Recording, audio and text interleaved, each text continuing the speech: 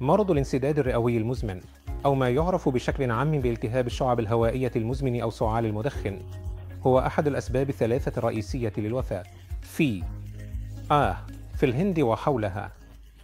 تقريبا هناك أكثر من 55 مليون شخص يعانون من مرض الانسداد الرئوي المزمن في الهند.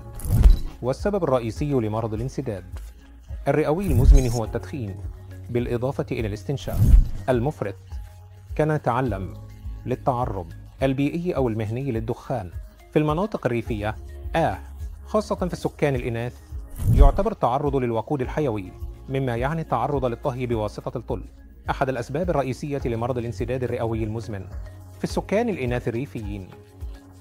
أعراض مرض الانسداد الرئوي المزمن هي السعال والبلغم، السعال المستمر والبلغم المطول، ضيق التنفس، الأزيز، الصوت الصفير في الصدر أثناء التنفس، وضيق أو ثقل في الصدر.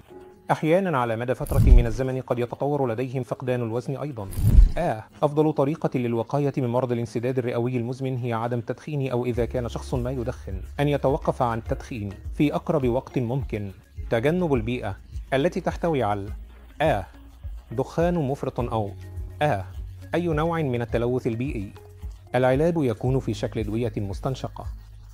هذه هي أفضل طريقة لعلاج المريض لأنها تذهب مباشرة إلى الرئتين.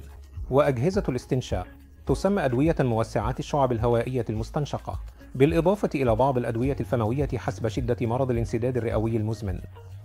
لذلك يطلق على مرض الانسداد الرئوي المزمن أيضاً أنه مرض يمكن الوقاية منه أو علاجه، لأن العامل المسبب هو الدخان. لذا إذا توقف شخص عن التدخين أو تجنب التدخين تماماً، فهذه هي الطريقة المثلى للوقاية من المرض. بخلاف ذلك، إذا كنت تعيش في مدينة ملوثة، فإن استخدام قناع في المكان المناسب لتجنب استنشاق الجسيمات سيكون مثالياً.